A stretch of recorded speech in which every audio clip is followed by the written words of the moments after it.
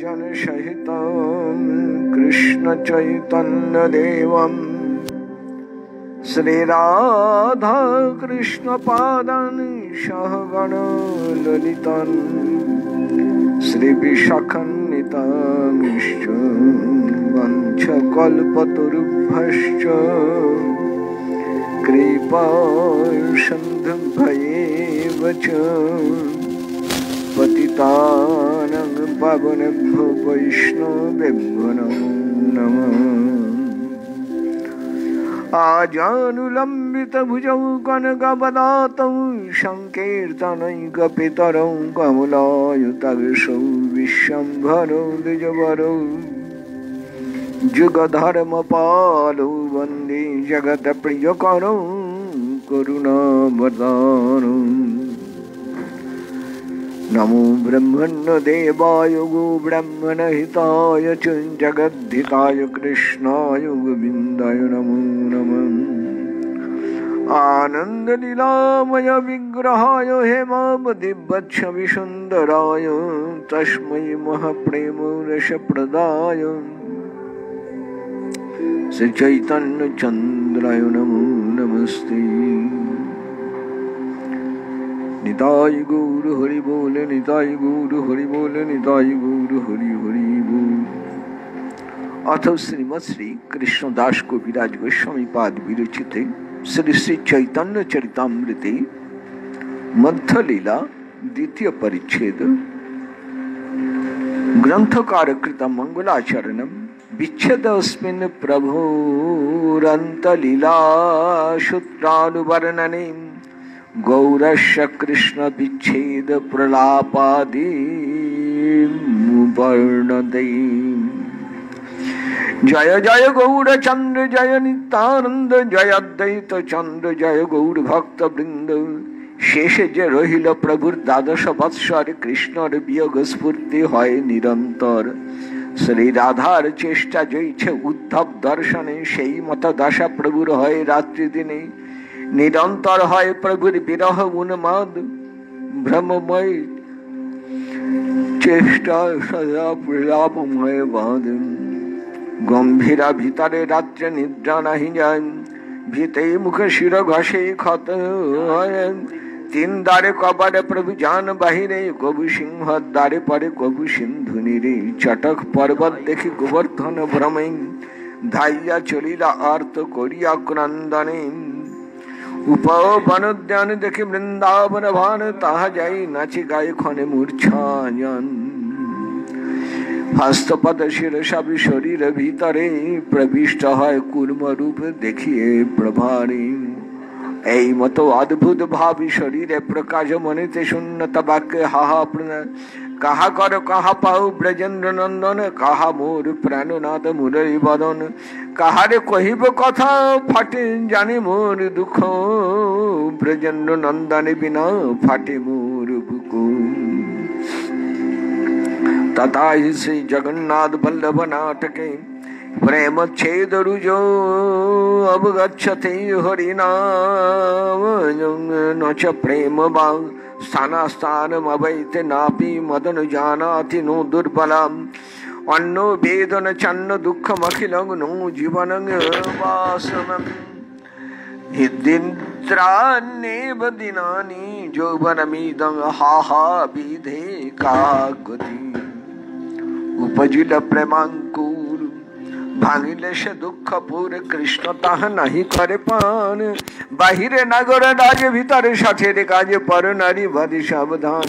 सखिए ना बुझिए विधिर विधान सुख লাগি কইল প্রীতি হইল গতি বিপরীতে এবে যায় না রহে পরাণ।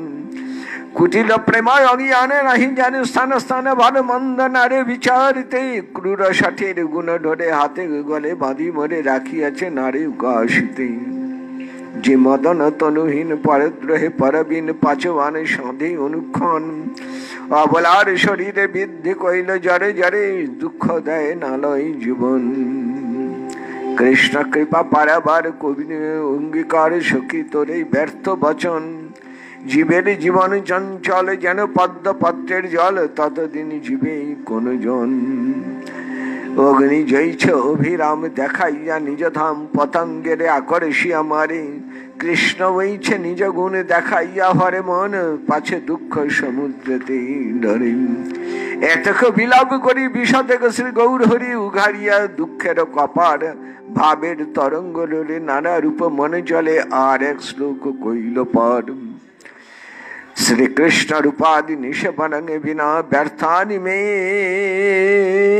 अन्न अखिलेन्द्रियाणि अलम पाषाण शुष्कं धन भार कन्न हो विभर्मिता कानि कथम हतत्रपम बंशी गानामृत धाम लावण्यामृत जन्मस्थाने जेना हेर से चाँद बदन तार से नयन की बाकाज पड़ु तार मुंडे बाज से नयन रही की कारण सखी हे सुन मोर हत विधि बल मोर बपु चित्त मन सकल इंद्रिय गण कृष्ण बिना सकली विफल कृष्णेर मधुर वाणी अमृतेर तरंगिनी तार प्रवेश नाही जे श्रवणे काना करी छद्र सम जानिबे सेई श्रवण तार जन्म हईल अकारणी मेघमद नीलोत्पल मिलने जे परिमल जेई हरे तार गर्भमान हेन कृष्ण अंग गंध जाने नहीं से संबंध से नशा भस्त्रार समान कृष्ण अधरामृत कृष्ण गुण सुचरित सुधासार साधु विनिंदन तार साधे जेना जानी जन्मियान से मैल टेंकने शिरा सुना भिकजु भाषम कृष्ण कर पद तल कोटि चंद्र सुशीतल तार स्पर्श जयछे स्पर्श मणि एन स्पर्श नाही जड़ से जाऊ छाड़खार से बपु लौह सम जानी करी एत विलापन प्रभु सचि नंदन उघाड़िया हृदयर शोक दैन्य निर्भेद विषादे हृदयर अवसादे पुनरपि परे एक श्लोक तजु जातु दैवान मधुरिप रसौ लोचन पथम तासास्माकं चेत मदन हत केनादरितमभूत पुनर्जस्मिन्नेव क्षणविदिशो रेति पदवीं विधास्यावन्तस्मिन् अखि निखिल घटिका रत्नखेचिताम् जे काले बा सपने हेरिनु बंशी बदने हेन काले आईला दुई बैरी आनंद आर मदने हेरि निल मोर मन देखिलेन ता पाइल नेत्र भरी पुनः यदि कोनो क्षण कराई कृष्ण दर्शन तबे सेई घटी क्षण पल दिया माला चंदन नाना रत्न आभरण अलंकृत करिब सकल क्षणे बाध्य हईल मन आगे देखे दुई जने तारे पूछे आमी ना चैतन्य स्वप्न प्राय कि देखिनु किबा आमी प्रलापिनु तोमरा किछु शुनियाछो धन्य शुन मोर प्राणेर बान्धव नाहि कृष्ण प्रेम धन दरिद्र मोर जीवने देहेन्द्रिय वृथा मोर सब पुनः कये हाय हाय शुने स्वरूप राम राय এই মন মানর হৃদয়ে নিশ্চয় শুনি করহ বিচার হয় নয় গহসার এত কহি শ্লোক উচ্চারয় কই আবার হি তঙ্গ প্রেম মঙ্গ না হই মানুষে লোয়ে জয় হই কশ্য বিরহ বিরায়ে হো তম্বি কই ন জীবই অকই তব কৃষ্ণ প্রেমে যেন জম্বু নদ হেমি সেই প্রেমে নিরোখে না হয় যদি হয় তার যোগ তার না হয় বিয়োগ বিয়োগ হইলে কেহ না জিয় এত কহি সচি সুত শ্লোক পড়ে অদ্ভুত শুনে দোহে এক মন হইয়া আপন হৃদয় কাজ কহিতে বাসিয়ে লাজ তবু কহি লাজ বীজ খাইয়া ন প্রেম গন্ধ স্ত্রী জরাপি মে হরৌ ক্রন্দামি সৌভাগ্য ভরং প্রকাশিতম বংশী বিলাস্যানন লোকনং विभर्मि जद प्राण पतंगान वृथा मुखे शुद्ध प्रेम गंध कपट प्रेमेर बंध सेह मोरे नहीं कृष्ण प्राय तबे जे करी क्रंदन सौभाग्य प्रख्यापन करी इहा जानिह निश्चय जाते वंशी धनी सुख ना देखि से चाँद मुख तजपि नहीं आलम्बन निज देहे करी प्रीति केवल कामे रीते प्राण कीटेरे करियो धारण कृष्ण प्रेमी सुनिर्मले जेन गंगा जल हेम যেন শুদ্ধ গঙ্গা জলে সেই প্রেম অমৃতের সিন্ধু নির্মল সেই অনুরাগে না লুকায় অন্য তাকে শুক্ল বস্ত্রে জৈছমসি বিন্দু শুদ্ধ প্রেম সূর্য সিন্ধু পাই তারে এক বিন্দু সেই বিন্দু জগৎ ডুবায় কহিবার যোগ্য নয় তথাপি বাউলে কয় কহিলে বা কেবা পাতিয়ায় এই মত দিনে দিনে স্বরূপ রামানন্দ শানে নানা ভাব করায় বিদিত বহির্বীর্য জ্বালা হয় ভিতরে আনন্দময় কৃষ্ণ প্রেমার অদ্ভুত চরিত এই প্রেমার আস্বাদন তপ্ত ইক্ষু চর্বণ মুখ জলে না যায় তেজন এই প্রেম যার মনে তার বিক্রম সেই জানে বিষামৃত একত্রে মিলন বিরাভিনব কাল কূটাঙ্গের ভাগবশ্যম বিনির্বাসন নিঃসন্দেহেন মুদাং সুধা মধুরিমহংকার সংকুচনম प्रेमा सुंदरी नंदनंदन पर जागृति जशांतरे गायन्ते स्फुटमस्य वक्र मधुरास्ते नैव विक्रायन्तः जे काले देखे जगन्नाथ श्रीराम सुभद्रा साध तबे जानी आइलाम कुरुक्षेत्र सफल हईल नयन देखि पद्म लोचन जुड़ाइल तनु मन नेत्र गरुड़ेर सन्निधाने रही करे दर्शने से आनंदेर की कहिब बले गरुड़ स्तम्भेर नीचे आछि आगे निम्न खाले से खाल भरिल अश्रु जले ताहा हईते घरे आसि माटिर उपारे बसि जबे करे पृथ्वी लिखन हाहा कहा वृंदावन कहा ब्रजेन्द्र नंदन कहा सेई वंशी बदन कहा से त्रिभंग ठाम कहा बेनु गीत गान कहा से जमुना पुनीन कहा रास विलास कहा नृत्य गीत कहा प्रभु मदन मोहन उठिल नाना भाव बेग मने हईल उद्वेग क्षण मात्र नारे गोआईते प्रबल विरह नाल धैर्य हईल टलमल नाना श्लोक लागिल पड़िते तथा हि कृष्ण करणामृते अमुन्न धन्नानि दिनान्तराणि हरे तदालोकनमन्तरेण अनाथ बन्धौ करुणैक सिन्धौ हा हन्त कथा नयामि তোমার মাধুরী বলে তাতে যে চাপল এই দুই তুমি আমি জানি কাহা করো কাহা যাও কাহা গেলে তোমা পাও তাহা মোরে কহ তো আপনি গন্ত গজ ভাবু বন প্রভুর উক্ষুবন গজে যুদ্ধে বনের দলন প্রভু হইল দিব্যন মাদ তনু মনের অবসাদ ভাবাবেশে করে সম্বোধন হে দেব হে দয়িত হে ভুবনৈক বন্ধ হে কৃষ্ণ হে চপল হে করুণৈক সিন্ধু হে नाथ हे रमन हे नयनाभिराम आहा कदानुभवितासि पदं दिशोरेमि उन्मादेर लक्षण कराय कृष्ण स्फुरन भावावेशे उठाय प्रणमान सल्लुत्थ वचन रीतिन मान गर्भ बेजस्तुति कबु निंदा कबु बा सम्मान তুমি দেব ক্রীড়াত ভুবনের নারী যত তাই করো অভীষ্ট ক্রীড়ন তুমি আমার দ্বৈত মতে বৈশ তোমার চিত্ত মোর ভাগ্যে কইলে আগমন তুমি তো করুণা সিন্ধু আমার প্রাণের বন্ধু তোমাতে আমার নাহি কোনো রোষ তুমি নাথ ব্রজ প্রাণ ব্রজের কর পরিত্রাণ বহু কার্যে নাহি অবগয় তুমি আমার রমন সুখ দিতে আগমন এ তোমার বৈদগ্ধ বিলাস मोर बाक्य निंदामणि कृष्ण छाड़ी गला जानी सुन मोर स्तुति वचन मूर्छाय हईल साक्षात्कार करी उठी करे हुंकार कहे এই आइला महाशय कृष्णेर माधुरी गुणे नाना भ्रम হয় मने श्लोक परि करिल निश्चय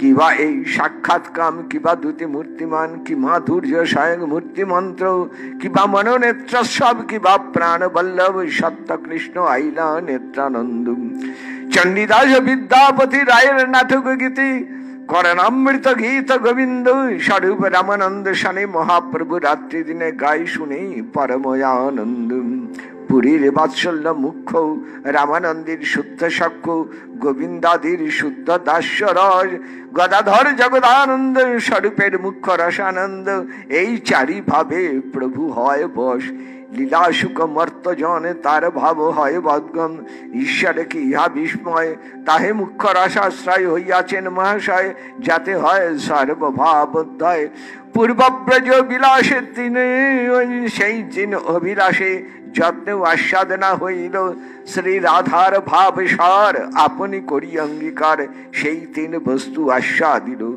আপনি করি আস্বাদনে শিখাইল ভক্তগণ প্রেম চিন্তামণির প্রভু ধ্বনি নাহি যেন স্থান স্থানে যার তারে কইলা দান মহাপ্রভু দাতা শিরোমণি এই গুপ্ত ভাব সিন্ধু ব্রহ্মা না পায় এক বিন্দু সেই ধনে মিলাইল সংসারে।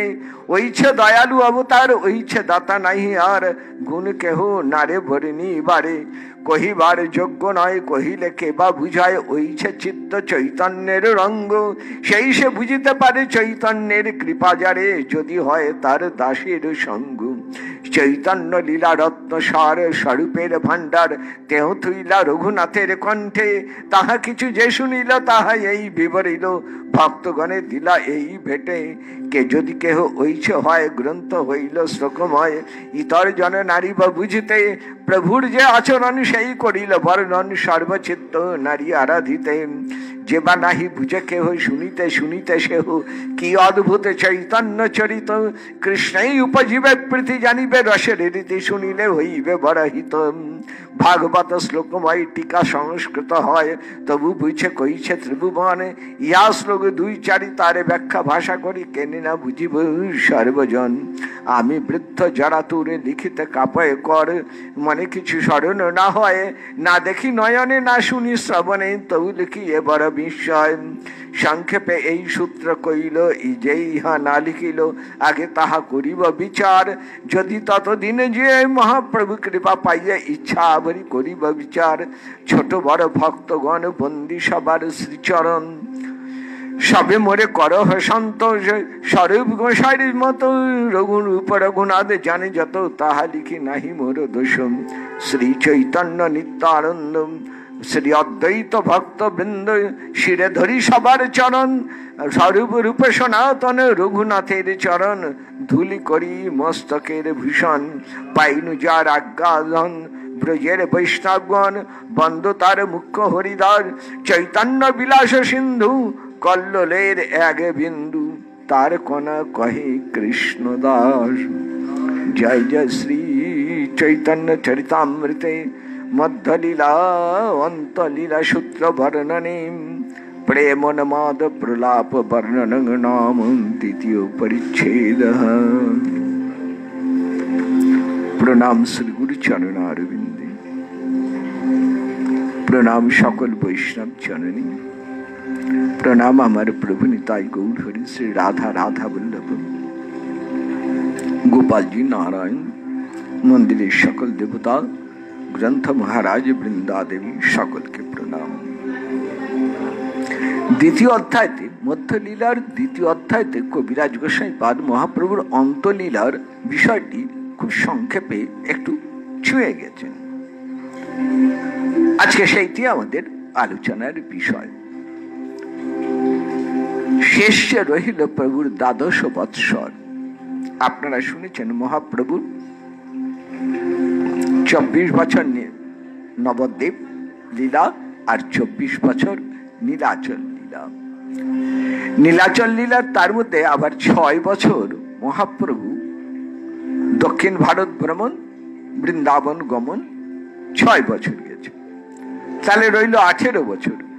আর বাকি 6 বছর মহাপ্রভু ভক্তগণের সঙ্গে পুরীতে সবার সামনে প্রকাশ্যে জগন্নাথের রথ, জন্মোৎসব, নানান উৎসবগুলিতে যোগদান করেছেন। শেষ যে 12 বছর রইল, এই শেষ 12 বছর মহাপ্রভু কিন্তু আর ভক্তগণকে নিয়ে কোন রকম বাইরে অনুষ্ঠানে আসেননি। গম্ভীরার ভেতরে দিব্য উন্মাদ অবস্থায় শেষ 12 বছর মহাপ্রভু অতিবাহিত করেছেন। কেমন অবস্থা ছিল এই শেষ 12 বছর, তার একটু ইঙ্গিত দিয়েছেন। আপনারা ভ্রমর গীতি শুনছিলেন। এখানে উদ্ধব এসেছেন, এসে রাধারানীর যে অবস্থা দেখলেন, সেই রকম দিব্য উন্মাদ অবস্থা আমার মহাপ্রভুর মধ্যে প্রকাশ হল। কখনো মহাপ্রভু গম্ভীরা থেকে সবার অলক্ষ্যে বাইরে বেরিয়ে চলে যেতেন। কোনোদিন চটক পর্বতে, কোনোদিন সমুদ্রের জলে, কোনোদিন সিংহর দ্বারে গিয়ে পড়তেন। কখনো দীর্ঘাকৃতি, কখনো কুর্মাকৃতি, কেবল দীর্ঘাত হা কৃষ্ণ বলে চোখের জল বর্ষণ করছেন, নিরন্তর বিলাপ। আর এই সময়ে মহাপ্রভু শুনতেন বিশেষ করে রায় রামানন্দের শ্রী জগন্নাথ বল্লভ নাটক। সেই নাটকের এক একটি শ্লোক মহাপ্রভুর ভাবে প্রকাশ হতো। যেমন একটি শ্লোক এখানে আলোচনা করা যাক। শ্রীকৃষ্ণ রূপাদি নিষেবনাঙ্গে বিনা ব্যর্থানি মে আনন্দ অখিলেন্দ্রিয়ানাম পাষাণ শুনতে ধন ভারকান্ন হো বিভর্মি বাতানি কথম হতত্রপ। কবিরাজ গোসাই পাদের অনুপম অনুবাদ বংশী গানামৃত ধাম। আমাদের শরীরের 5টি প্রধান ইন্দ্রিয়, চক্ষু, কর্ণ, নাসিকা, জিহ্বা, ত্বক। এই 5টাকে বলা হয় পঞ্চ কর্মেন্দ্রিয়। চোখ দেখে, কান শোনে, নাসায় গন্ধ নেই, জিহ্বায় রস আস্বাদন করি, আর হাত দিয়ে ছুঁয়ে দেখি, স্পর্শ অনুভব। মহাপ্রভু আক্ষেপ করে বলছেন চোখের সার্থকতা কোথায়? বংশী গান রূপ অমৃত যে লাভ কোটি কোটি লাবণ্য দিয়ে মণ্ডিত যে বদন কমল যে কখনো দেখে না, তার চোখ থেকে কি লাভ আছে? সে নয়নে কি বা কাজ? তার মাথায় বজ্রাঘাত হোক, যে সে এই চাঁদ বদন যে দেখে না, তার চোখ থেকে কি কারণে থাকে? সখী, আমার কেমন হতভাগ্য দেখো। আমার শরীর, আমার এই চিত্তবৃত্তি, আমার মন, আমার সকল ইন্দ্রিয়গুলি কৃষ্ণ বিনা সকলই বিফল হয়ে গেল। কি অদ্ভুত কথাটা দেখুন। আমরা ভালো জিনিস দেখলে বলি চোখ সার্থক। মহাপ্রভু বলছেন না, শ্রী গোবিন্দের বাঁশি ধরা বদন কমলে যদি তোমার নয়ন দেখে তাহলেই তোমার চোখ সার্থক, নয়টা নয়।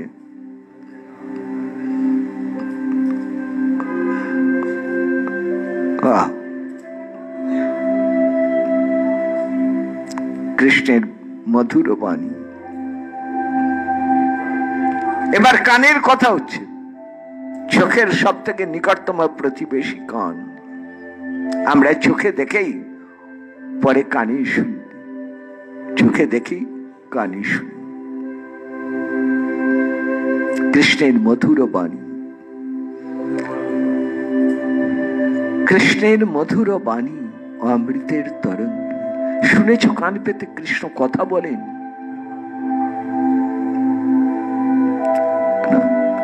আমরা সে চেষ্টা করি না। আমরা কান পেতে থাকি অন্যে কি বলে তা শুনবার জন্য, আমার প্রিয়জন কি বলে শুনবার জন্য কান পেতে থাকি, কিন্তু কান পাতি না আমার রাধা বল্লভ কি বলেন শুনি।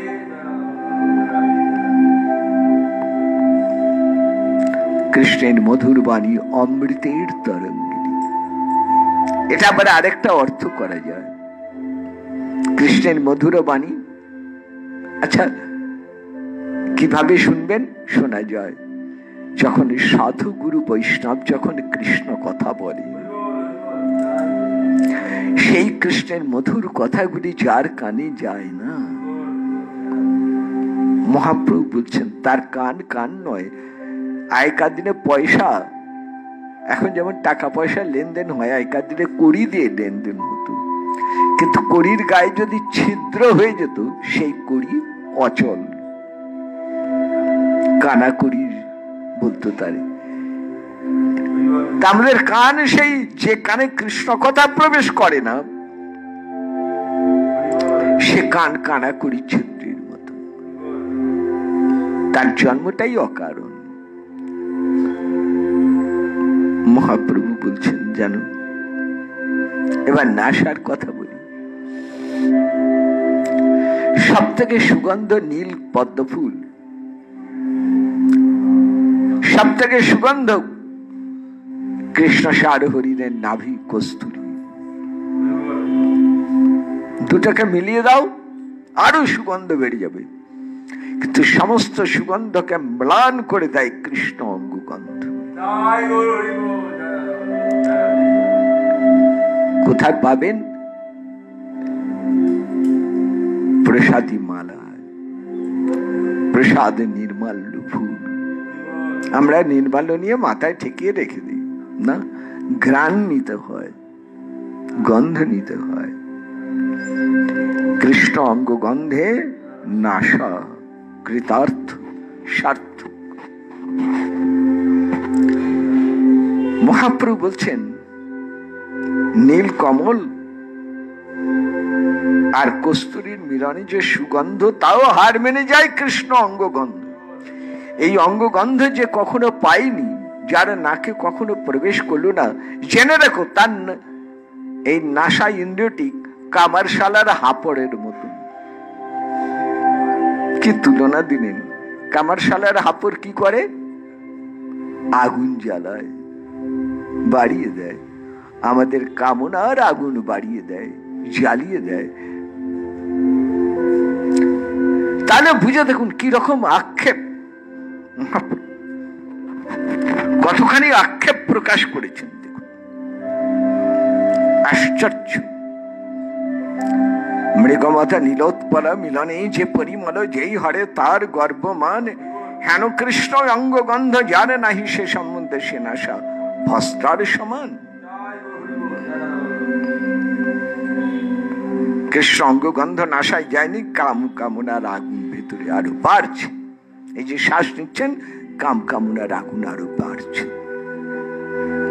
কি অদ্ভুত!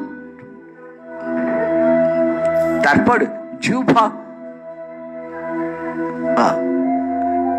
কৃষ্ণের অধর অমৃত কৃষ্ণ গুণে সুচরিত, সুধাসর সাধু বিনিন্দন। তার সাথে যে না জানে জন্মিয়া না সে মইল কেনে, সে রসনা ভেক জিহ্বাসম। শুনুন, জিহ্বা দিয়ে দুটো কাজ।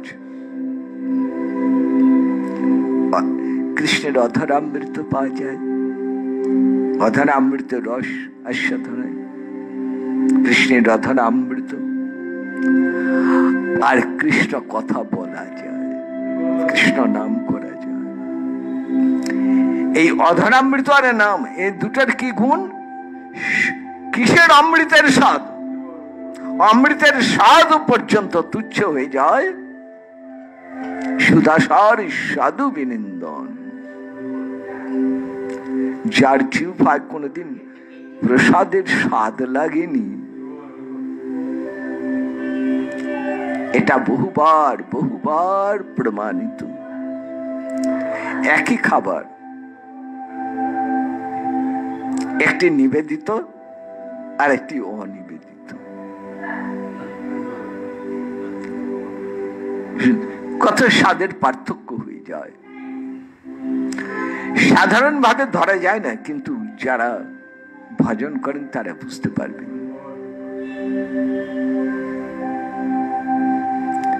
যার জিহ্বায় কৃষ্ণের এই প্রসাদ, এই স্বাদে যে কখনো পাইনি, তার জিহ্বা, মহাপ্রভু তুলনা দিলেন, তার জিহ্বা হলো ব্যাঙের জিহ্বার মতন। ব্যাঙের জিহ্বা কেমন জানেন তো? ব্যাঙের জিহ্বা নাকি কোনো রস আস্বাদন করতে পারে না। এক নম্বর, ব্যাঙের জিহ্বা দুটা কাজ করে, কোনো রস পায় না, কোন বস্তুর স্বাদ নিতে পারে না সে। এইখানে এক। আর দ্বিতীয়ত, ব্যাঙ যখন ডাকে তখন সাপ এগিয়ে আসে, তার মৃত্যু এগিয়ে আসে। তা তেমনি করে আমরা এই জিহ্বা দিয়ে যত বিষয় কথা বলি, কৃষ্ণ কথা বাদ দিয়ে যত বিষয় কথা বলি, তত আমাদের আয়ু ক্ষয় হয়ে যায়, কাল মৃত্যু ধীরে ধীরে এগিয়ে আসে। ব্যাঙের ডাক শুনে সাপ এগিয়ে আসে, ঠিক তেমনি করে আমাদের বিষয় কথা যত হয় তত মৃত্যুরূপী সাপ এগিয়ে আসে। খুব ছোটবেলায় বাবার কাছে শুনতাম, বাবা বলতেন, ওরে বেশি কথা বললে আয়ু ক্ষয় হয়, আগেকার দিনের লোকেরা বলতো। তাই এইটাই মনে রাখুন। কিন্তু যে কৃষ্ণ কথা শুনে, কৃষ্ণ কথা বলে, তার আয়ু ক্ষয় হয় না। পাণ্ডব বংশধর মহারাজ পরীক্ষিতের কাছে শুকদেব বলছেন, মহারাজ পরীক্ষিত, আয়ুর হরতি বৈ পুংসাম।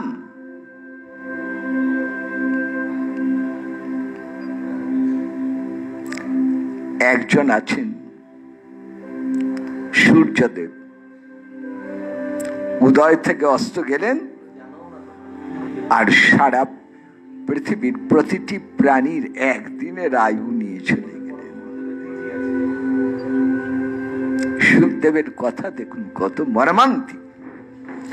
সূর্যদেব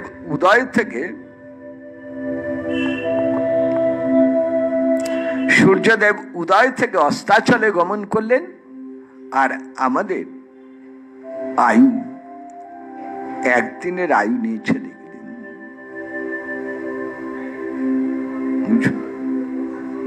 সবার সূর্যদেব সবার আয়ু নিতে পারেন না, কৃষ্ণ ভক্তের আয়ু হরণ করতে। কেন পারেন না? না, কৃষ্ণ ভক্তের আয়ু জীবন কৃষ্ণ কথায়, কৃষ্ণ নামে সমর্পিত। যে কৃষ্ণ নামে সমর্পণ করে দিয়েছেন, তার আয়ু কখনো ক্ষয় হয় না, বরং আরো বেড়েই যায়। এইটি মনে রাখুন। কাজেই অসৎ কথা, অসৎ বার্তা, মনশিক্ষার ভিতরে রঘুনাথ দাস গোস্বামী পাদ বলছেন, নিজের মনকে শিক্ষা দিতে গিয়ে রঘুনাথ দাস গোস্বামী বলছেন, রে মন, কৃষ্ণ কথা ছাড়া, আমার রাধারানীর কথা ছাড়া, কৃষ্ণ কথা ছাড়া তুমি যেন জিহ্বাকে যেন আর কিছু বলতে প্রেরণা দিও না। অর্থাৎ রে মন, আমার জিহ্বায় যেন রাধা কৃষ্ণ কথা ছাড়া আর কোনো কথা যেন না আসে। আমি রাধা কৃষ্ণ, আমি নিতাই চৈতন্য বলে গাই। এই যে পাঠের আগের কীর্তন শুনেন, যেন আকুল প্রাণী গাইতে পারি, যেন প্রাণ ভরে ডাকতে পারি। এই যে পাঠের আগের কীর্তন, এই যে পঞ্চতত্ত্ব কীর্তন রোজ শুনছেন আপনারা, এই কীর্তনের শেষ দিকের কথাগুলো একটু মন দিয়ে দেখবেন। মনে রাখুন, আমাদের বৈষ্ণব জগতের এই গান শুধু, এই কীর্তন শুধু কীর্তন নয়, প্রত্যেকটা কথা ভজন অনুভূতি দিয়ে লেখা। এগুলো বিচারের বিষয়, এগুলো মননের বিষয়, এগুলো ভাবনার বিষয়। ওই শুনতে ভালো লাগলে শুনে গেলাম, মন লাগলো না, তাতে কোনো কাজ নেই। কাজেই পাঠের কীর্তন, কৃষ্ণ নাম সংকীর্তন, কৃষ্ণ কথা প্রাণ ভরে শুনুন, প্রাণ ভরে বলুন, জীবন কৃতার্থ হয়ে যাবে। শেষ রইল স্পর্শ। মহাপ্রভু বলছেন, কৃষ্ণ কর পদতল কঠিচন্দ্র সুশীতল, তার স্পর্শ জৈছ স্পর্শমণি, হেন স্পর্শ নাহি যার, সে যাও ছাড়খার, সেই বাপু লৌহ সমজানি। ছুঁয়ে দেখেছো কখনো সেবা করতে গিয়ে? কৃষ্ণ করতল পদতল কোটি চাঁদির চাইতে শীতল।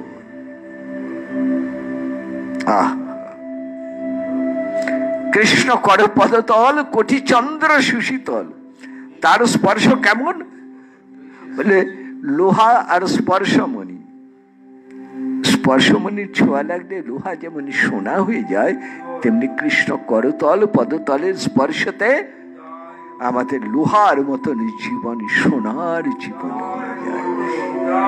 এখানে বাবা একটা কথা বলতেন, এই সোনার জীবন বলতে গিয়ে তিনি বলতেন, সোনার স্পর্শমণি দন্তেশ্বর না, দন্তেশ্বরের বদলে ওটা তালিবেশ্য বসিয়ে নাও, সোনার মতন জীবন হয়। অর্থাৎ এমন জীবন হয় যে জীবন কেবল কৃষ্ণ কথা শুনেই যায়, আন কথা শুনে না। কৃষ্ণ করতল পদতল কোটি চন্দ্র সুশীতল। কি করে পাওয়া যায়? যে সেবা করে, যদি সাক্ষাতে না হয় মনে মনে সেবা করে। কৃষ্ণ করতল পদতল, সেবার কালে হাত মুখ মুছিয়ে দেয়, চরণ মুছিয়ে দেয়। বাইরে না হলেও মনে মনে যদি করে তবেই তো স্পর্শ হয়ে যায়। সেই স্পর্শ যার হয় না, মহাপ্রভু যে তার শরীর নিকৃষ্টতম শরীর। করিয়াতে বিলপন প্রভু সচি নন্দন, উঘাড়িয়া হৃদয়ের সুখ, দৈন্য নির্বেদ বিষাদে হৃদয়ের অবিষাদে, পুনরপি পরে এক শ্লোক। মহাপ্রভু বলছেন, শোনো, ঘুমিয়েছিলাম, স্বপ্ন দেখছিলাম। কি দেখলাম জানো? আমার শ্যাম বংশী বদন শ্যাম এসে দাঁড়ালেন। আমি শ্যাম শ্যাম বলে কাঁদতে কাঁদতে ঘুমিয়ে পড়লাম। ঘুমের মধ্যে শ্যামকে দেখলাম। না না, ভালো করে দেখতে দিলে না গো, দুই শত্রু আমাকে দেখতে দিলে না। আনন্দ আর মদন, শ্যাম দর্শনে এমন আনন্দ হলো, আনন্দে মন অবশ হয়ে গেল। আর এমন একটা সেবার আকাঙ্ক্ষা এলো, তখন আর শ্যামকে ভালো করে তাকালাম না, ভালো করে দেখলাম না। আনন্দ আর মদন আমার মন হরণ করলো, আমার চক্ষু আশা মিটল না। তারও তারও অর্ধবাচ্য দশা প্রভু স্বরূপ রামরায়কে দেখে বলছেন, ওগো তোমরা একটু বলো তো আমি কে? আমি কে? আমি নিজেকে রাধারানী বলে ভাবছিলাম, কিন্তু চেয়ে দেখছি আমার গেরুয়া পোশাক, গেরুয়া বসন, আমার মুন্ডিত মস্তক। এটা কোন জায়গা? নীলাচল, গম্ভীরা। তোমাদের মনে করছিলাম ললিতার বিশাখা। তোমরা কে? আর সইতে পারেননি স্বরূপ দামোদর মহাপ্রভুর চরণ ধরে কাঁদতে কাঁদতে লুকিয়ে পড়ে বলছেন, প্রভু নিজের দাসকেও ভুলছ, নিজের বৃত্তকেও ভুলে যাচ্ছ। প্রভু একটু লজ্জা পেলেন, বললেন, না না, আমি যে নিজেকে সত্য ভুলে যাচ্ছি গো। আচ্ছা বলো তো আমি কে? তোমরা একটু আমাকে বলে দাও, আমার পরিচয়টা বলে দাও, বলো তো আমি কে? কি বলবেন? রাধা কৃষ্ণ মিলিত তনু? না, এ কথা এখন বলার নয়। স্বরূপ রামরায় নির্বাক কোনো কথা মহাপ্রভুর দিকে তাকিয়ে তার ওই বেদনা ভরা, তার ওই কঠোরতম যন্ত্রণার ছবিটি দেখে দুজনের বুক ফেটে গেছে, মুখে কোনো কথা নেই। প্রভু বলছেন, আচ্ছা দাঁড়াও দাঁড়াও, আমি নিজে একটু মনে করি। আচ্ছা যদি ঠিক হয় তোমরা বলে দিও। বলো তো আমি না চৈতন্য? একটা দেখেছেন কি সুন্দর প্রশ্ন। আমি না চৈতন্য? ক্ষণে বাচ্চ হইল মন, আগে দেখে দুইজন, তাদের পুছে আমি না চৈতন্য? কথাটা পড়ুন, কথাটা শুনুন, অনুভবে আনুন। কি যন্ত্রণা নিয়ে মহাপ্রভু, কি কঠোর বেদনা নিয়ে, নির্মমতম যন্ত্রণা নিয়ে মহাপ্রভু বলছেন। কৃষ্ণ বিচ্ছেদের যন্ত্রণার আগুনে জ্বলতে জ্বলতে প্রভু বলছেন, বলো দেখি আমি না চৈতন্য? তোমরা বলে দাও। দেখুন ভগবানের কত অবতার, কত লীলা, কিন্তু কখনো ভগবান এইভাবে নিজেকে হারিয়েছেন কি? নিজের পরিচয়টা ভুলেছেন? এই হচ্ছে গৌরী লীলা। কাঁদতে কাঁদতে মহাপ্রভু বলছেন, আমার কৃষ্ণ প্রেমে লাভ হলো না, আমার দরিদ্র জীবন, আমার জীবন দরিদ্র। কৃষ্ণ প্রেম ধন নাই যার, সেই জীবন হলো দরিদ্র জীবন। শোনো শোনো, অকৈতব কৃষ্ণ প্রেম যেন জাম্বু নদহেম, সেই প্রেমে নির্লোকে না হয়, যদি হয় তার যোগ, তার না হয় বিয়োগ, বিয়োগ হইলে কেহ না জিয়। কৃষ্ণ প্রেমে কোনো বঞ্চনা নেই, কোনো কপটতা নেই, অকৈতব কৃষ্ণ প্রেম সোনার নদীর মতন বয়ে যাচ্ছে গো। যদি কারো জীবনে কৃষ্ণ প্রেমের যোগ হয় কোনোদিন তার বিচ্ছেদ হয় না, আর যদি বিচ্ছেদ হয় তাহলে আর কেউ সে প্রাণে বাঁচে না। মহাপ্রভু বলছেন সেই কৃষ্ণ প্রেম ধরে আমি বঞ্চিত হয়ে আছি, কাউকে আমি বলতে পারি না, কহিবার যোগ্য নয়, আমি পাগল বলে তোমাদের কাছে এইসব বলছি। আর বললেই বা আমার এই কথাগুলো বিশ্বাস করবে কে, কহিলে বা কে? এই মতো দিনে দিনে স্বরূপ রামানন্দ স্বামী নিজ ভাব করেন প্রকাশ। একদিন মহাপ্রভু প্রেমের আবেশে বলছেন যেন কৃষ্ণ প্রেমের কেমন স্বাদ, কিরকম কৃষ্ণ প্রেমের স্বাদ।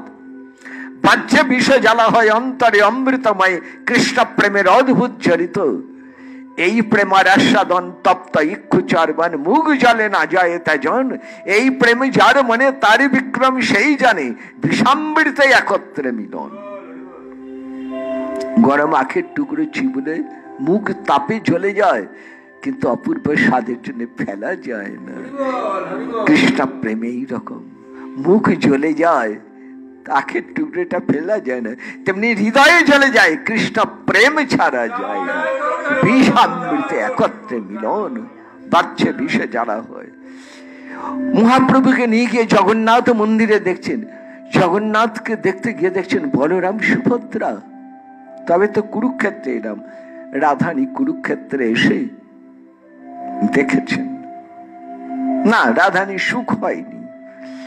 কুরুক্ষেত্রে কৃষ্ণকে দেখে, বলরাম সুভদ্রার সঙ্গে কৃষ্ণকে দেখে রাধানী সুখ হয়নি। তাই সেখান থেকে মহাপ্রভু ছুটে পালিয়ে এলেন গম্ভীরায়।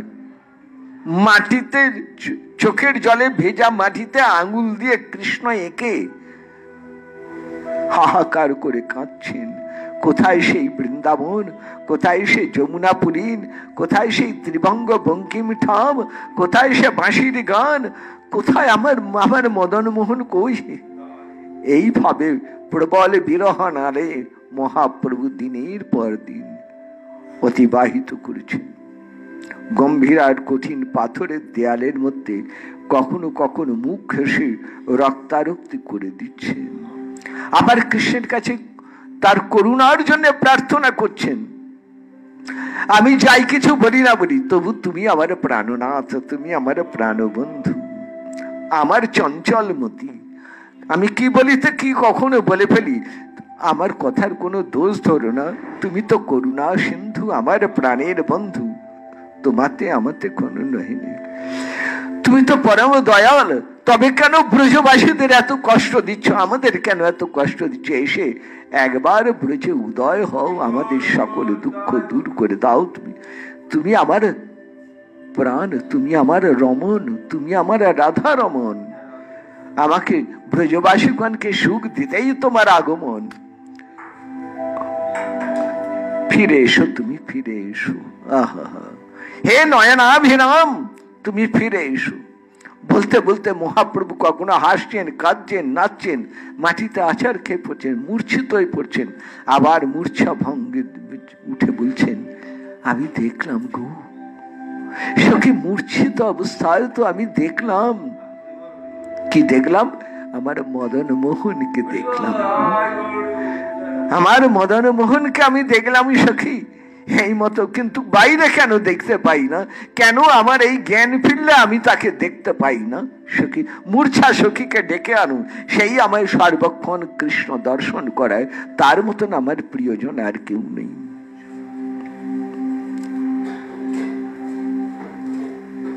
পরমানন্দ পুরী গোস্বামী বাৎসল্য রস, রায় রামানন্দের শুদ্ধ সখ্য ভাব, গোবিন্দ দাসের দাস্য ভাব, গদাধর জগদানন্দের স্বরূপ দামোদরের অন্তরঙ্গ রস আস্বাদন, এই চার ভাব নিয়ে মহাপ্রভুর এই অন্তলীলার এই আস্বাদন। রাধা ভাব যা ব্রজের আস্বাদন করা সম্ভব হয়নি, এইবার গম্ভীরায় বসে সেই রাধা রানীর ভাব আস্বাদন করছেন, নিজের 3 বাঞ্ছা পূরণ করছেন। না না, শুধু পূরণ করছেন না, আমাদের আস্বাদন করাচ্ছেন। তাই কবিরাজ গোসাইপাদ বড় গৌরব করে বলছেন, নাহি জানে স্থান স্থানে জানে তারে কইলা দান মহাপ্রভু দাতা শিরোমণি। এমন দয়ালু অবতার, এমন দাতা আর হয় নাই, আর হবার নয়।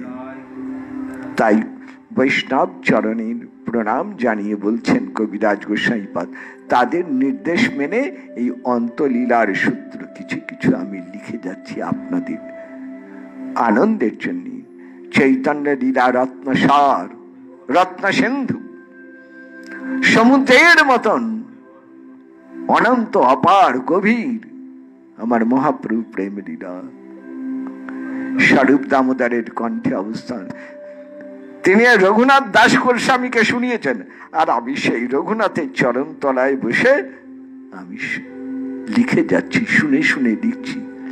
বৃদ্ধ জরাতুর, চোখেও দেখতে পাই না ভালো, কানেও শুনতে পাই না ভালো, কিন্তু তবু হাত কাঁপছে, তবু লিখে যাচ্ছি। বড় আশ্চর্য, আমি নিজেই অবাক হয়ে যাই কেমন করে আমার কলম থেকে এইরকম ভাবে লেখা প্রকাশ হচ্ছে।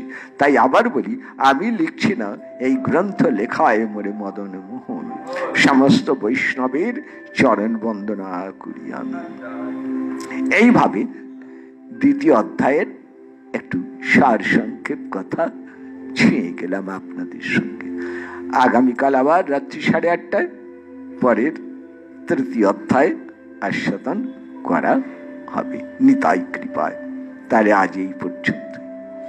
নিতাই গৌর হরি বল, নিতাই গৌর হরি বল, নিতাই গৌর হরি বল।